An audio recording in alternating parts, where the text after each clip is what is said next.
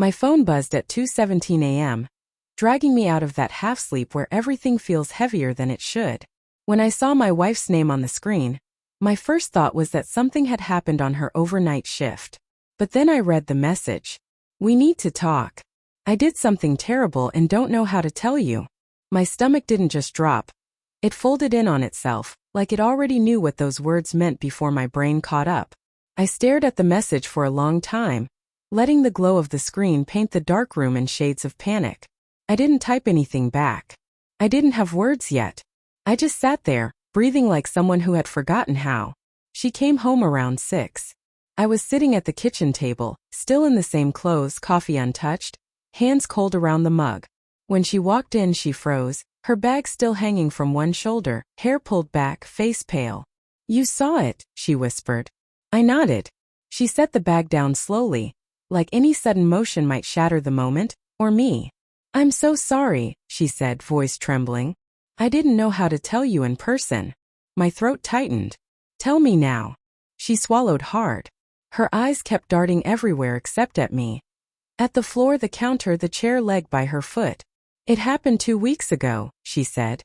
"After the department dinner. I stayed later than I told you. And Her voice cracked. "I cheated on you." I don't remember the first thing I felt. Rage, maybe. Shock. But mostly it was disbelief. This surreal, numb disbelief, like I was watching someone else's life fall apart. 2 weeks ago. The night she came home flushed, smelling like cheap perfume that wasn't hers. The night she kissed me too quickly, said she was exhausted, and went straight to bed. I had noticed. And I had chosen to believe her. With a soft thud, she lowered herself into the chair across from me. Her hands shook. "It wasn't planned," she said. "I was upset that night, and he." She stopped. "He." I repeated. She squeezed her eyes shut. "Mark." Her coworker. The one who always laughed too loudly at her jokes. The one she assured me was just friendly. The one who once called her at 11 p.m. for scheduling questions. I felt something inside me tear. "Why are you telling me now?" I asked, voice barely steady. She hesitated. "Because I think someone from work might tell you. And I didn't want you to hear it from anyone else." That sentence hit harder than the confession itself. Not remorse. Not guilt. Fear of being exposed. I stood up because sitting felt impossible. My legs were shaky but staying there. Across from her, breathing the same air, was suffocating. "Do you still want to be with him?" I asked quietly. "No," she whispered. "It was a mistake.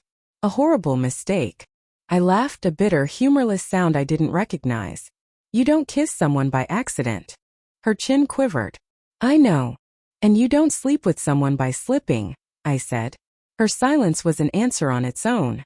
I walked toward the living room because I couldn't look at her anymore. She followed but didn't get too close. The distance between us felt like miles. "I want to fix this," she said. "I'll quit the job if I have to. I'll do anything you want. Just tell me what to do." She was crying now, tears streaming silently. And yet I couldn't feel sympathy. I couldn't feel anything except the weight of everything she had just destroyed. I didn't shout. I didn't throw anything. Instead, I picked up my phone from the couch and opened the message she'd left at 2:17 a.m. I did something terrible. Terrible wasn't the word. Terrible implied an accident. This was deliberate. Calculated in the heat of a moment she chose. She sat down on the edge of the couch, hands clasped together like she was praying. "Please talk to me." "I don't know what to say," I admitted. "You broke something I can't put back together with promises." She nodded slowly, wiping her tears. "I understand." For the first time that morning, she sounded honest. Later that day, while she showered before bed, too tired from crying to go to work, I did something I never expected of myself. I opened her laptop. I wasn't looking for more pain. I was looking for clarity, trying to figure out whether this was a one-time collapse or something ongoing. And what I found wasn't a long affair. It was worse. It was the planning. The flirty messages leading up to that night. The way she told him she needed the escape. The way he joked, "Your husband doesn't appreciate you anyway." And the way she didn't correct him. But the part that cut deepest wasn't the intimacy. It wasn't the night itself. It was the message she sent him afterwards. I don't regret it. Not tonight. My hands went numb. My vision blurred. I closed the laptop quietly. A tear slid down my cheek before I realized I was crying. She came out of the shower wrapped in a towel, exhaustion etched into her face. "Did you eat?" she asked softly. I just stared at her. "Why didn't you tell me you didn't regret it?" I asked. Her face drained of color. She didn't have to ask what I meant. "You read the messages." "Yes." She sat down slowly, towel clutched at her chest.